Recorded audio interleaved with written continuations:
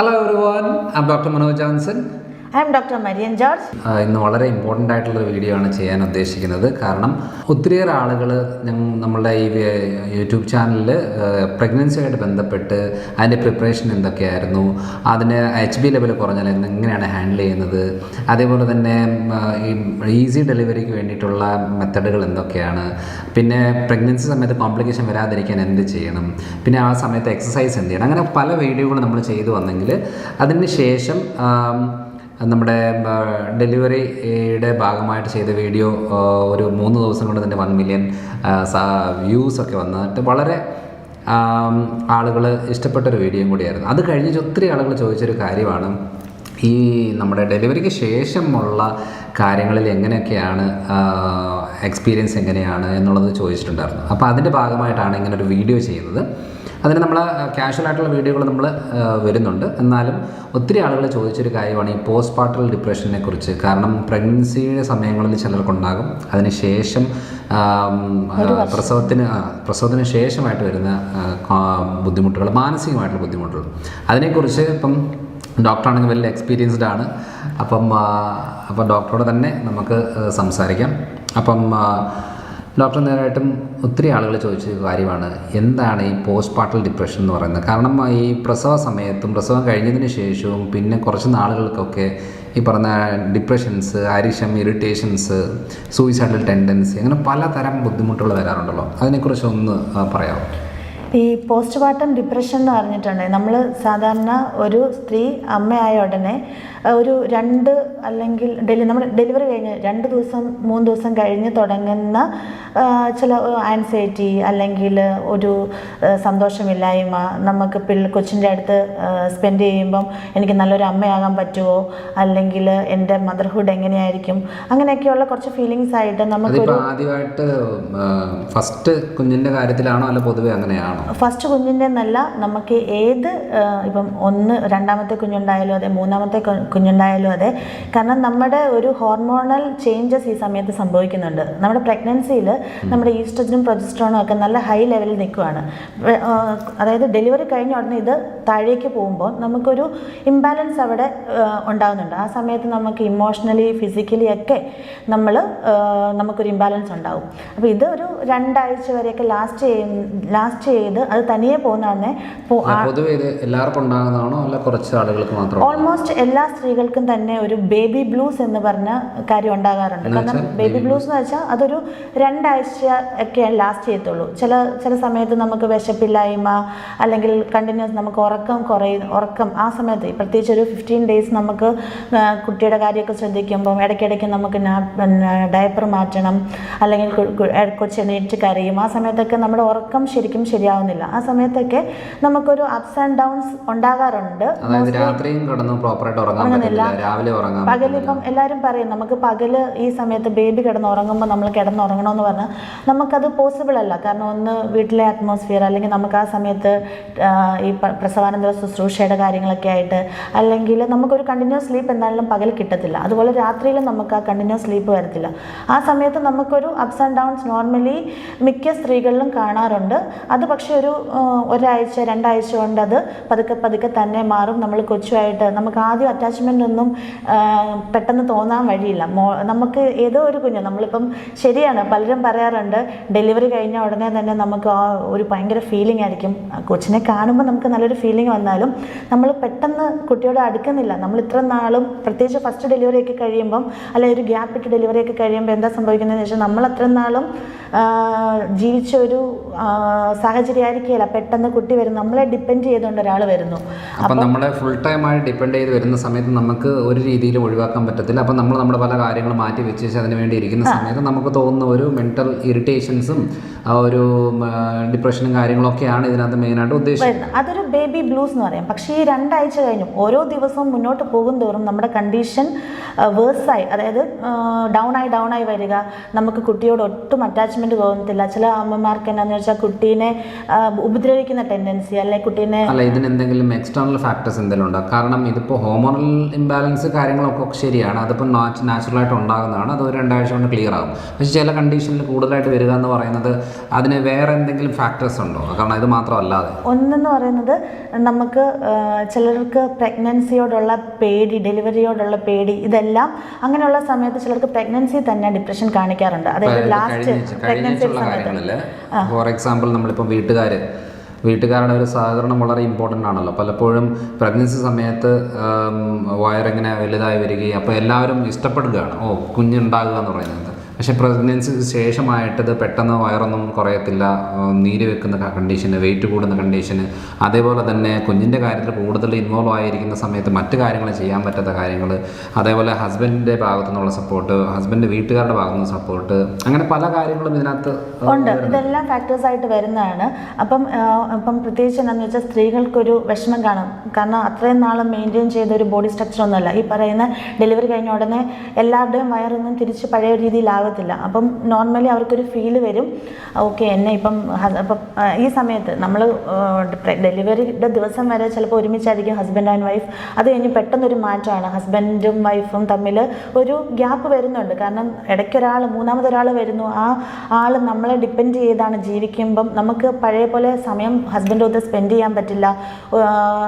അതിനനുസരിച്ചൊരു gap വരുന്നതനുസരിച്ച് സ്ത്രീക്ക് അമ്മയ്ക്ക് ശാരീരികമായിട്ടും മാനസികമായിട്ടും ബുദ്ധിമുട്ടുണ്ടാകും. അതായത് എൻ്റെ രൂപമാറ്റത്തിൽ എന്നോടുള്ള അടുപ്പം കുറഞ്ഞതാണോ, അല്ലെങ്കിൽ എനിക്ക് പഴയ പോലെ ഹസ്ബൻഡിനോടൊത്ത് സംസാരിക്കാൻ പറ്റുന്നില്ല, സമയം സ്പെൻഡ് ചെയ്യുന്നില്ല, എൻ്റെ വിഷമങ്ങളും സങ്കടങ്ങളും പറയാൻ പറ്റുന്നില്ല, അല്ലെങ്കിൽ ഹസ്ബൻഡ് എന്നെ ഒഴിവാക്കുന്ന പോലെ തോന്നുന്നു. അങ്ങനെയൊക്കെയുള്ള ചിന്തകൾ ഈ ഡിപ്രഷൻ കൂട്ടാറുണ്ട്. അതുമാത്രമല്ല ചിലർക്ക് ഡെലിവറി ഭയങ്കര കോംപ്ലിക്കേറ്റഡ് ഡെലിവറി ആയിരിക്കും, നല്ല പെയിൻഫുൾ കണ്ടീഷൻ, ആ ഒരു പെയിനൊക്കെ കഴിഞ്ഞ് വരുമ്പോഴത്തേനും അതിൻ്റെ ഒരു ഇറിറ്റേഷൻസും അതിൻ്റെ എല്ലാ ബുദ്ധിമുട്ടുകളും സ്റ്റിച്ചൊക്കെ ഇടുന്നതിൻ്റെ ഭാഗമായിട്ട് പിന്നെ അത് യൂറിൻ പാസ് ചെയ്യുമ്പോഴും ഭയങ്കര കെയർ എടുത്ത് വേദനയും ബുദ്ധിമുട്ടൊക്കെ അനുഭവിക്കുന്ന ഒരു സമയം കൂടിയാണ്. അപ്പം അതിൻ്റെ ഭാഗമായിട്ട് വീട്ടുകാരുടെ ഭാഗത്തുനിന്നും ഒരു പ്രഷറും ഇറിറ്റേഷൻസും അല്ലെന്നുണ്ടെങ്കിൽ എന്തെങ്കിലും പിണക്കങ്ങളും കാര്യങ്ങളൊക്കെ വരുമ്പോൾ സ്വാഭാവികമായിട്ട് അമ്മയ്ക്ക് ആ ഒരു ബുദ്ധിമുട്ടുണ്ടാകാം. അതുപോലെ ഈ കാലത്ത്, നമ്മുടെ ഇപ്പോഴത്തെ കാലത്ത് നല്ല രീതിയിൽ പോസ്റ്റ്മോർട്ടം ഡിപ്രഷൻ, പല സൂയിസൈഡൽ അറ്റംപ്റ്റ്സ് ഒക്കെ നമ്മൾ കാണാറുണ്ട്. അത് വേറൊന്നുമല്ല, നമ്മളിപ്പം ഇപ്പോഴത്തെ ഇപ്പോഴത്തെ കുട്ടികൾ കൂടുതലും നമ്മുടെ അമ്മമാരിൽ നിന്നൊക്കെ നല്ല പാമ്പറിങ് ഇതിൽ വളർന്നു വന്നത്, അതായത് നല്ല അറിയിക്കാതെ വളർത്തി വന്നതാണ്. അപ്പോൾ അത് കഴിഞ്ഞ് എല്ലാവർക്കും ഇപ്പം മോസ്റ്റ് എല്ലാവരും ജോലി ചെയ്ത് അവർക്ക് അത്യാവശ്യം സാലറി ആയിട്ട് ഇൻഡിപെൻഡൻ്റ് ആയിട്ട് കുറച്ച് കാലങ്ങളൊക്കെ ജീവിച്ചിട്ടായിരിക്കുമല്ലോ നമ്മൾ ഒരു കല്യാണത്തെക്കുറിച്ച് ചിന്തിക്കുന്നത്. അങ്ങനെ കല്യാണം കഴിഞ്ഞാണെങ്കിലും ഇപ്പം നമ്മൾ എപ്പോഴും പല കൺട്രീസിലായിരിക്കാം, അല്ലെങ്കിൽ പല സ്റ്റേറ്റ്സിലായിരിക്കാം ട്രിപ്പുകൾ, അല്ലെങ്കിൽ ഒറ്റയ്ക്ക് രണ്ടുപേരും കൂടെ ഭയങ്കര അടിച്ചു പൊളിച്ചൊരു ജീവിതം ആസ്വദിച്ച് വരുന്ന സമയത്തായിരിക്കും മിക്കവരും പ്രഗ്നൻ്റ് ആകുന്നത്. ആ സമയത്ത് പ്രത്യേകിച്ച് പെട്ടെന്ന് പ്രഗ്നൻസി എക്സ്പെക്റ്റ് ചെയ്യാതെ പ്രഗ്നൻ്റ് ആവുന്നവർക്ക് പിന്നെ അതൊരു പ്രഗ്നൻസി കാലം തന്നെ പലരും ബുദ്ധിമുട്ടായിട്ട് പറയാറുണ്ട്. അതേപോലെ സ്ത്രീകളിലാണെങ്കിലും വളരെ ആംബിഷ്യസ് ആയിട്ടുള്ള സ്ത്രീകളുണ്ട്. അവർക്ക് പ്രൊഫഷണലി വളരെ ഹൈ ആയിട്ട് അച്ചീവ് ചെയ്യണമെന്ന് ആഗ്രഹമുള്ളവർ കാണും, അല്ലെന്നുണ്ടെങ്കിൽ ഒത്തിരി കാര്യങ്ങൾ ചെയ്തു തീർക്കാനുള്ളവർക്ക്. അപ്പോൾ സഡനായിട്ട് വരുന്നൊരു പ്രഗ്നൻസി എന്ന് പറയുന്നത് അങ്ങനെ വളരെ ആക്റ്റീവായിട്ട് ഓടി നടക്കുന്ന ഒരാൾക്ക് ഇങ്ങനെ അനങ്ങരുത്, ഇതാവരുത്, യാത്ര പോകരുത്, ശ്രദ്ധിച്ച് ഭക്ഷണം കഴിക്കണം, അങ്ങനെ പല ഇഷ്ടങ്ങളും പല കാര്യങ്ങളും അവർ മാറ്റി വെച്ചിരിക്കുന്നതിൻ്റെ ഭാഗമായിട്ട് ഇങ്ങനെ ഒരു പ്രഗ്നൻസി കഴിഞ്ഞാൽ പ്രസവം കഴിഞ്ഞാൽ നോക്കിയായി വരിക എന്ന് പറയുമ്പം കുറഞ്ഞതൊരു 6 മാസം തൊട്ട് 1 കൊല്ലം വരെ എടുക്കും പ്രഗ്നൻസിയുടെ ശേഷമുള്ള കാര്യങ്ങളിൽ.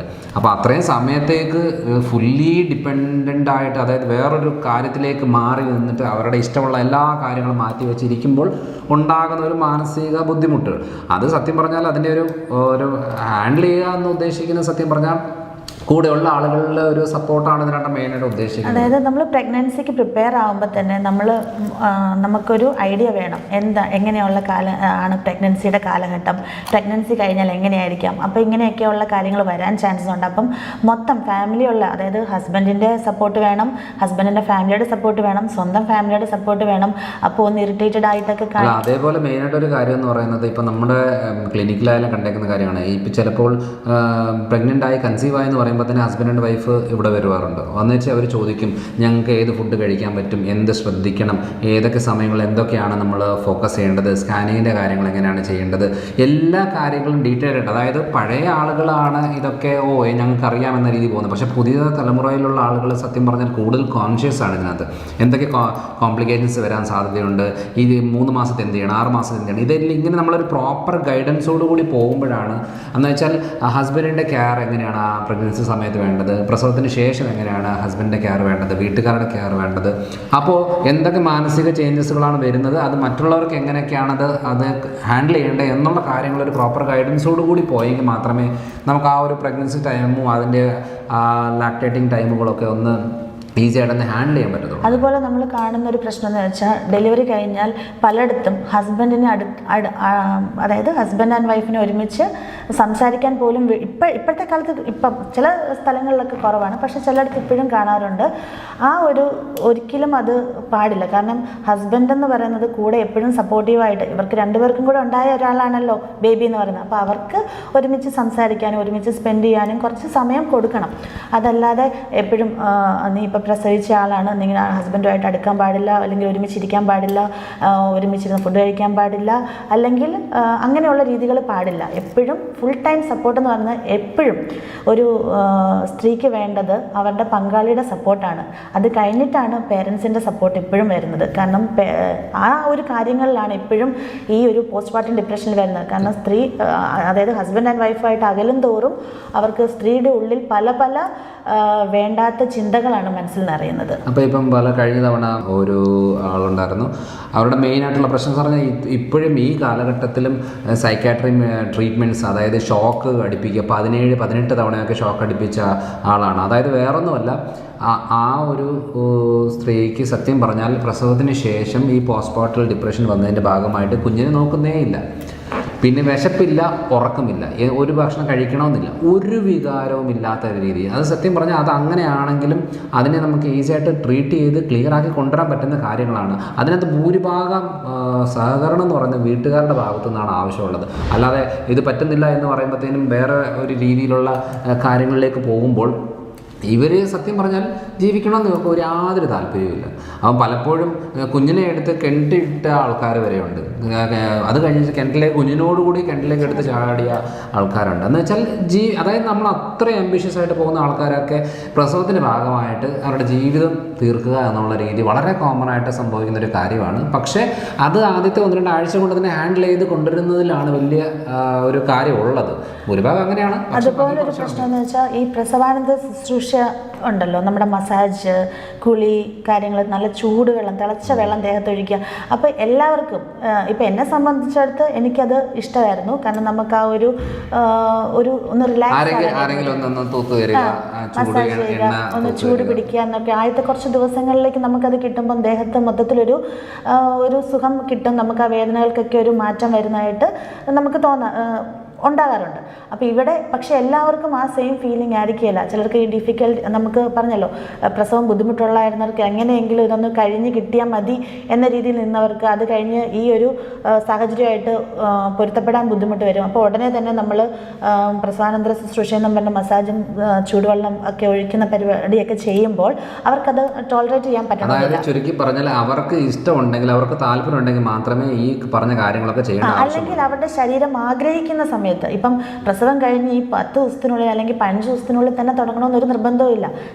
നമ്മളൊന്ന് ഓക്കെ ഈ ഒരു സാഹചര്യമായിട്ട് പൊരുത്തപ്പെട്ടു, നമ്മുടെ കുഞ്ഞുമായിട്ട് നമ്മൾ അഡ്ജസ്റ്റ് ആയി, ഇനി എനിക്ക് പറ്റും എന്നൊരു സാഹചര്യം വരുമ്പോൾ അപ്പം ചെയ്താലും മതി. അത് ചില സാഹചര്യങ്ങളിൽ ഈ പ്രസവത്തിന് ശേഷമാണ് സ്ത്രീകൾ ഒത്തിരി വണ്ണം വെക്കുന്നത് കാണുന്നത്. അതിനകത്ത് ഈ പ്രസവ ശുശ്രൂഷ എന്ന് പറയുന്നതിനകത്ത് കുറേ ഫുഡും മധുരവും നെയ്യും ഇങ്ങനെ കുഞ്ഞിന് പാല് കൊടുക്കണം, കുഞ്ഞിന് പാല് കൊടുക്കണം എന്ന് പറഞ്ഞേച്ച് ഉള്ള വീട്ടുകാരും ഈ പഴയ രണ്ടുപേർക്കുള്ള ഫുഡ് കഴിക്കണം എന്ന് പറഞ്ഞാൽ അങ്ങനെ കഴിപ്പിച്ച് സത്യം പറഞ്ഞാൽ ആ വെയിറ്റ് പിന്നെ സാധാരണ രീതിയിലൊന്നും കുറയാൻ പോകുന്നില്ല. കാരണം എത്രയോ ആൾക്കാർ അതിനുശേഷം വീണ്ടും വയറ് ഇങ്ങനെ ചാടി വരികയും വെയിറ്റ് പിന്നെയും കൂടുകയും ചെയ്യുന്നത്. കാരണം ആ സമയം കൊണ്ട് ഹോർമോണൽ ഇംബാലൻസ് ഉണ്ടാവും, ഇൻസുലിൻ ലെവൽ കൂടും, തൈറോയ്ഡ് വേരിയേഷൻ വരും. അത് കഴിഞ്ഞേച്ച് പിന്നെ എങ്ങനെ നോക്കിയാലും തൈറോയ്ഡൊക്കെ ആയിക്കഴിഞ്ഞാൽ നമ്മുടെ പോസ്റ്റ്മോർട്ടം ഡിപ്രഷൻ അത് മുന്നോട്ട് അങ്ങോട്ട് നീണ്ട് പലരും സൈക്കാട്രിക് മെഡിസിനിലൊക്കെ ഡിപ്പെൻഡ് ചെയ്യുന്ന സാഹചര്യം നമ്മൾ കാണാറുണ്ട്. ഇപ്പോൾ സത്യം പറഞ്ഞാൽ ഒരു പ്രഗ്നൻസി എന്ന് പറയുന്നത് ഒരു നാച്ചുറൽ പ്രോസസ്സൊക്കെ ശരിയാണ്. പക്ഷേ അത് പ്രോപ്പർ രീതിയിൽ ഹാൻഡിൽ ചെയ്ത് മുന്നോട്ട് പോയില്ലെന്നുണ്ടെങ്കിൽ ഒരു മുന്നോട്ടുള്ള ലൈഫ്, കാരണം അതിനുശേഷം വരുന്ന വെരിക്കോസ് പ്രശ്നങ്ങൾ, അതിനുശേഷം വരുന്ന തൈറോയ്ഡ് പ്രശ്നങ്ങൾ, അതിനുശേഷം വരുന്ന വെയിറ്റ് കുറയാതിരിക്കുന്ന പ്രശ്നങ്ങൾ, അതിനുശേഷം വരുന്ന മാനസിക ബുദ്ധിമുട്ടുകൾ, ഇതൊന്നും ക്ലിയർ ആകുന്ന കാര്യങ്ങളല്ല. അപ്പോൾ അങ്ങനെ നമുക്കത് ക്ലിയർ ആക്കി എടുക്കണമെന്നുണ്ടെങ്കിൽ അതിന് പ്രോപ്പർ ഗൈഡൻസോട് കൂടി പോയെങ്കിലേ പറ്റത്തുള്ളൂ. പക്ഷേ ഈ പ്രഗ്നൻസി സമയത്ത് നമ്മൾ പ്രോപ്പറായിട്ട് ഗൈഡൻസോട് കൂടി പോകണം. അത് കഴിഞ്ഞാൽ പ്രസവത്തിന് ശേഷമുള്ള കുഞ്ഞിന് പാലിന് ആവശ്യമുള്ള പോഷകങ്ങളാണ് മെയിനായിട്ടും വേണ്ടത്. അല്ലാതെ കാരണം നമ്മൾ കുഞ്ഞിന് നോർമൽ ഡെലിവറി വഴി ബാക്ടീരിയകൾ കിട്ടും. അപ്പോൾ അതിലൊരു കൺസെപ്റ്റ് എന്ന് പറയുന്നത് ചോറിനകത്ത് ഒത്തിരി ചോറ്, അതിനകത്ത് കുറേ നെയ്യ് മിക്സ് ചെയ്ത് കഴിക്കുക എന്നുള്ള ശീലമാണ് നമ്മൾ കണ്ടുവരുന്നത്. അതായത് അതുപോലെ കുറേ ആഹാരം ഇടയ്ക്കിടയ്ക്ക് 2 മണിക്കൂർ ഇടവിട്ട്, അല്ലെങ്കിൽ ഇടയ്ക്കിടയ്ക്ക് അതും ചെറിയ ക്വാണ്ടിറ്റിയോ അല്ലെങ്കിൽ സ്നാക്ക് പോലൊന്നും അല്ല, നല്ല രീതിയിൽ ഒരു 5-6 സമയം പലയിടത്തും, എല്ലായിടത്തും അല്ല. ഇപ്പം ഹെൽത്ത് കോൺഷ്യസ് ആയിട്ടുള്ളവർ അല്ലെങ്കിൽ വണ്ണം വെക്കുക എന്ന പ്രകൃതിയിൽ ഇപ്പോൾ കുറേ മാറ്റങ്ങൾ വന്നിട്ടുണ്ട്. പക്ഷേ എങ്കിലും പല സ്ഥലത്തും ഇങ്ങനെ ഇഷ്ടം പോലെ കുഞ്ഞുകുട്ടികൾക്ക് കുഞ്ഞിന് ആവശ്യം എന്ന് പറയുന്നത് ഹെൽത്തി ആയിട്ടുള്ള കുറേ പോഷകങ്ങൾ കിട്ടണം എന്നുള്ളതാണ്. അല്ലാതെ ചോറ് വാരി കഴിക്കുക, കുറേ നെയ്യ് കഴിക്കുക, കുറേ മധുരം കഴിച്ചത് കൊണ്ട് യാതൊരു കാര്യമില്ല. അപ്പോൾ ഇറച്ചിയും മീനും മുട്ടയും പച്ചക്കറികളും ഇലക്കറികളും നട്ട്സും ഈ പറയുന്ന വെണ്ണ, ഇതെല്ലാം ഉൾപ്പെടുത്തിയിട്ടാണ് നമ്മളൊരു ഡയറ്റിലേക്ക് വേണ്ടത്. കൂടുതൽ നമ്മൾ കാർബ്സ് തന്നെ കൂടുതൽ കഴിച്ചു കഴിഞ്ഞാൽ പ്രഗ്നൻസി സമയത്തെ വെയിറ്റിനെക്കാട്ടിലും പിന്നെ ഇരട്ടി വെയിറ്റ് ഈ പാല് കൊടുക്കുന്ന സമയത്ത് വരുന്നതാണ്. അതിൻ്റെ ഭാഗമായിട്ട് വരുന്ന കോംപ്ലിക്കേഷനാണ് ഏറ്റവും കൂടുതൽ ബുദ്ധിമുട്ടുണ്ടാകുന്നത്. അതുകൊണ്ട് നമുക്ക് ആവശ്യം കുഞ്ഞിന് നല്ല പോഷക സമൃദ്ധമായിട്ടുള്ള പാല് കിട്ടുക എന്നുള്ളത്. ആ പാല് ശരീരത്തിൽ കഴിച്ചാലും കഴിച്ചില്ലെങ്കിലും ഉണ്ടാകും. എന്നാലും ഇപ്പോൾ വിറ്റമിൻ ഡി വളരെ ആവശ്യമാണ്. അമ്മയ്ക്കാണ് വിറ്റമിൻ ഡി കഴിച്ച് കുഞ്ഞിന് വിറ്റമിൻ ഡി കിട്ടുന്ന രീതിയിൽ പാല്, അമ്മ പ്രോബയോട്ടിക്സ് എടുക്കണം, അമ്മ തൈര് എടുക്കണം, പ്രീബയോട്ടിക്കുകൾ എടുക്കണം, അതേപോലെ നട്ട്സ്, ഒമേഗ 3, ഇതെല്ലാം അമ്മയ്ക്കാണ് എടുക്കണം. അല്ലാതെ ചുമ്മാ കുറേ ചോറും കഞ്ഞിയും ദോശയും വാരി കഴിച്ചുകൊണ്ടിരുന്നതുകൊണ്ട് യാതൊരു കാര്യമില്ല നേരായിട്ടും. അപ്പം നമ്മുടെ ഒരു എക്സ്പീരിയൻസ് വെച്ചിട്ട് ഡോക്ടർക്ക് എന്ത് പറയാൻ പറ്റും? അതായത് നമ്മൾ നേരത്തെ തൊട്ടേ പറയുന്നത് പ്രഗ്നൻസി സമയത്ത് എങ്ങനെയാണ് ഫുഡ് കഴിക്കേണ്ടത് എന്നുള്ളത്. അപ്പം സാധാരണ ചിന്താഗതി നമ്മൾ ടോട്ടലി മാറ്റിയിട്ട് പ്രഗ്നൻസി സമയത്ത് ഇങ്ങനെ കഴിച്ചാൽ മതിയോ എന്ന് വരെ ആളുകൾ ചോദിച്ച രീതിയുണ്ട്. അപ്പോൾ അങ്ങനത്തെ ഫുഡ് ഡയറ്റ് കാര്യങ്ങൾ, അതിന് ശേഷമുള്ള കാര്യങ്ങൾ എപ്പോഴും ഫാമിലി സപ്പോർട്ട് വളരെ നിർബന്ധമായിട്ടുള്ളൊരു കാര്യമാണ്. ഒരു അമ്മയ്ക്ക് മാത്രമായിട്ട് ഒരു സിറ്റുവേഷൻ ഹാൻഡിൽ ചെയ്യാൻ പറ്റത്തില്ല. അതായത് ഓടിച്ചാടി പോകാൻ പറ്റുന്നൊരു സാഹചര്യമല്ല. എനിക്കിഷ്ടമില്ലെന്ന് പറഞ്ഞ് ഇട്ടേച്ച് പോകാൻ പറ്റുന്നൊരു കാര്യങ്ങളല്ല. കാരണം ആ കുഞ്ഞിൻ്റെ കാര്യത്തിൽ ആരെങ്കിലും ഒരു റെസ്പോൺസിബിലിറ്റി എടുത്ത് ചെയ്തേ പറ്റൂ. അപ്പം ഒരു അച്ഛനെ സംബന്ധിച്ച് ചിലപ്പോൾ പുറത്തേക്ക് പോവുകയോ ബിസിനസ്സിൻ്റെ കാര്യങ്ങളോ അല്ലെങ്കിൽ ജോലിയുടെ കാര്യങ്ങളോ പോവുകയാണെങ്കിൽ, പക്ഷേ വീട്ടിൽ അമ്മ മാത്രമായിട്ടാണ്, വൈഫ് മാത്രമായിട്ടാണ് ഇരിക്കുന്നത്. അപ്പോൾ അതിൻ്റെ ഒരു കൺസിഡറേഷനും സ്നേഹവും കരുതലും ഉണ്ടെങ്കിൽ മാത്രമേ അവർക്ക് ആ ചെയ്യുന്ന കാര്യങ്ങൾക്ക് ചെയ്യാനുള്ളൊരു കോൺഫിഡൻസ് കിട്ടുള്ളൂ. അപ്പം ഞങ്ങളുടെ കാര്യങ്ങളിൽ ഞങ്ങൾ ആ ഒരു രീതിയിലുള്ള കാര്യം, അതായത് ഒരു പ്രസവം ഒരു ആഘോഷമാക്കി മാറ്റിക്കൊണ്ടാണ് ഞങ്ങൾ ഓരോ മാസങ്ങളും ഇതായത്. അതേപോലെ കുഞ്ഞിൻ്റെ കാര്യങ്ങളിൽ കുഞ്ഞിനിപ്പം 5 മാസമാകുന്നു, 5 മാസങ്ങളിലും നമ്മൾ ഓരോ നിമിഷവും ആസ്വദിച്ചുകൊണ്ട് തന്നെയാണ് ഈ ഒരു പേരൻറ്ഹുഡ് എന്ന് പറയുന്ന ഒരു കാര്യം നമ്മൾ ഫീൽ ചെയ്യുന്നത്. അപ്പോൾ എൻ്റെ ഭാഗത്തുനിന്ന് പറയുന്നത് അങ്ങനെ ഒരു സപ്പോർട്ട് എൻ്റെ ഭാഗത്തുനിന്ന് ഉണ്ടായിരുന്നത് കൊണ്ടാണ്. പിന്നെ വീട്ടുകാരും എല്ലാവരും ആ ഒരു സപ്പോർട്ട് ഉള്ളത് കൊണ്ടാണ് നമുക്ക് ഇതൊരു വലിയൊരു ടാസ്ക് അല്ല എന്നുള്ള രീതി വരുന്നത്. അല്ലെങ്കിൽ ഇത് സത്യം പറഞ്ഞാൽ വളരെ വലിയൊരു മാനസികമായിട്ടും ശാരീരികമായിട്ടും ഭയങ്കരമായിട്ട് ഡൗൺ ആകുന്ന ഒരു സിറ്റുവേഷൻ കൂടിയാണ്. പിന്നെ പ്രോപ്പർ ഗൈഡൻസ് വേണം. അത് ഡോക്ടേഴ്സ് ആയാലും ഗൈനക്കോളജിസ്റ്റ് ആയാലും ആരും ആയിക്കോട്ടെ, അവർ ന്യൂട്രീഷനിസ്റ്റ് ആയാലും അവരുടെ ഗൈഡൻസോടുകൂടി, സൈക്കോളജിസ്റ്റുകളുണ്ടെങ്കിൽ അവരുടെ കൗൺസിലിംഗ് കാര്യങ്ങളോടുകൂടി, പിന്നെ പ്രോപ്പർ ഡയറ്റ് ആൻഡ് ന്യൂട്രീഷൻ കാര്യങ്ങൾ, ഫിസിക്കൽ ആക്ടിവിറ്റീസ്, എക്സസൈസുകൾ, ഇതെല്ലാം കൂടെ ചേരുമ്പോഴേ, പിന്നെ മറ്റുള്ളവരുടെ സപ്പോർട്ട്, ഇത്രയും ചേരുമ്പോൾ മാത്രമേ നമുക്ക് ഈ ഒരു കടമ്പ കടന്ന് അടുത്ത ഒരു നല്ല ലൈഫിലേക്ക് ലീഡ് ചെയ്യാൻ പറ്റത്തുള്ളൂ. ഇല്ലെങ്കിൽ ഭൂരിഭാഗം ആളുകളുടെ ലൈഫ് 80% പ്രശ്നം ഉണ്ടാകുന്നത് പ്രസവത്തിന് ശേഷമുള്ള സമയങ്ങളുടെ ബുദ്ധിമുട്ട് കൊണ്ടാണ്. അപ്പോൾ ഒരു ഹെൽത്തി റെജിമെൻ മെയിൻറ്റെയിൻ ചെയ്താൽ, അതായത് നല്ലൊരു ഫുഡ് ഹാബിറ്റ്, അത് പ്രഗ്നൻസിയിൽ മാത്രമല്ല, നമ്മൾ പ്രഗ്നൻസിക്ക് പ്രിപ്പയർ ആകുമ്പോൾ തൊട്ട് പ്രഗ്നൻസിയിൽ, പോസ്റ്റ് പാർട്ടം, ഡെലിവറിക്ക് ശേഷം നല്ലൊരു ഫുഡ് ഹാബിറ്റ് മെയിൻറ്റെയിൻ ചെയ്യുക, നല്ലൊരു എക്സസൈസ് അല്ലെങ്കിൽ ഒരു ലൈഫ് സ്റ്റൈൽ ചേഞ്ചസ് വരുത്തുക. ഈ ഒരു രീതിയിൽ നമ്മൾ മുന്നോട്ട് പോയാൽ ഉറപ്പായിട്ടും നമുക്ക് അതായത് ഡെലിവറിയോ അല്ലെങ്കിൽ പ്രഗ്നൻസി പീരീഡോ ഒന്നും ഒരിക്കലും ഒരു ബുദ്ധിമുട്ടായിട്ട് മാറത്തില്ല. അതുപോലെ നമുക്ക് ഈ പോസ്റ്റ്മോർട്ടം ഡിപ്രഷനെ നല്ല രീതിയിൽ പ്രിവെൻറ്റ് ചെയ്യാൻ പറ്റും. omega-3 പോലത്തെ സപ്ലിമെൻറ്റ്സ്, പ്രീബയോട്ടിക് അടങ്ങിയിട്ടുള്ള ആഹാര രീതികൾ, ഇതൊക്കെ ധാരാളമായിട്ട് നമ്മുടെ ഡെയിലി ഉള്ള ആഹാര രീതിയിൽ ഉൾപ്പെടുത്തുക. അപ്പം നമുക്കും നല്ലൊരു എല്ലാ സ്ത്രീകൾക്കും മദർഹുഡ് എൻജോയ് ചെയ്യാൻ പറ്റും. ഡെലിവറി ദിവസങ്ങൾ, അതായത് പ്രഗ്നൻസി പീരീഡ് എല്ലാം നല്ല രീതിയിൽ എൻജോയ് ചെയ്യാൻ പറ്റും. അപ്പം ഓക്കെ, അപ്പോൾ അങ്ങനെ ആകുമ്പോൾ ഇത് ഞങ്ങളുടെ എക്സ്പീരിയൻസ് ആണ്. ഇതിനകത്ത് കുറച്ച് ഗൈഡൻസും സജഷൻസും എക്സ്പീരിയൻസും എല്ലാം ചേർന്നുകൊണ്ടാണ് ഞങ്ങൾ ഈ ഒരു വീഡിയോ ചെയ്തേക്കുന്നത്. ഇത് നിങ്ങൾക്ക് ഇഷ്ടപ്പെടുമെന്ന് വിചാരിക്കുന്നു. നിങ്ങളുടെ എക്സ്പീരിയൻസ് എന്തുണ്ട്, നിങ്ങളെ പ്രഗ്നൻസി സമയം എങ്ങനെയായിരുന്നു, ലാക്ടേഷൻ അതായത് പാൽ കൊടുക്കുന്ന സമയങ്ങൾ എങ്ങനെയായിരുന്നു, മറ്റുള്ളവരുടെ സഹകരണം എങ്ങനെയായിരുന്നു, നിങ്ങളുടെ എക്സ്പീരിയൻസ് നിങ്ങൾ കമൻറ്റിൽ ഇടുക. അത് ഞങ്ങൾക്ക് വായിക്കാൻ താല്പര്യമുണ്ട്. അപ്പോൾ അടുത്ത തവണ അടുത്തൊരു വീഡിയോയിൽ വരാം. Thank you. Bye bye.